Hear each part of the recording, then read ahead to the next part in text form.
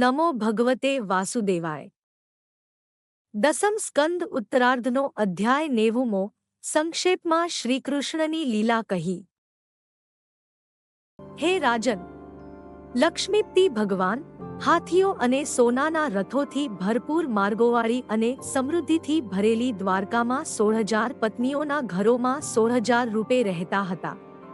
તે સ્ત્રીઓની સાથે વિહાર કરતા એવા શ્રીકૃષ્ણના હાસ્ય અને ભાષણાદિથી તે સ્ત્રીઓ ઉન્મત્ત જેવી થઈને બોલતી હતી।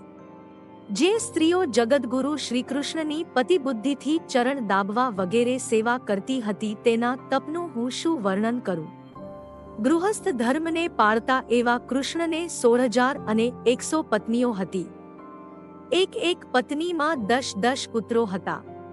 તે પુત્રોમાં રૂક્મિણીનો પુત્ર પ્રદ્યુમન સર્વગુણ સંપન્ન હતો। તેનો અનિરુદ્ધ હતો તે 10,000 હાથીના બળવાળો હતો। તેનો પુત્ર વજ થયો। તેનો પ્રતિબાહુ તેનો શ્તસેન પુત્ર હતો। આ યાદવ કુળમાં અલ્પ પ્રજા, અલ્પાયુષ, અલ્પ પરાક્રમ અને અલ્પધનવાળો કોઈ ન હતો।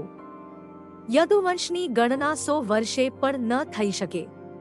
આ વાત અમોએ સાંભળી છે કે યાદવકુમારોને ભણાવનારા આચાર્યો 3,08,800 હતા। દૈત્યોનો નાશ કરવા માટે ભગવાનની પ્રેરણાથી દેવો યદુકુળમાં જન્મ્યા હતા।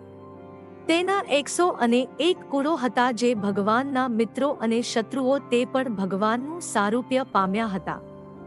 આવા દયાળુ અને ઉદાર એવા શ્રીકૃષ્ણ પરમાત્માના ચરિત્રો જે પુરુષો સાંભળે તે વૈકુંઠ ધામને પામે છે। દસમ સ્કંધના ઉત્તરાર્ધનો 90મો અધ્યાય સંપૂર્ણ।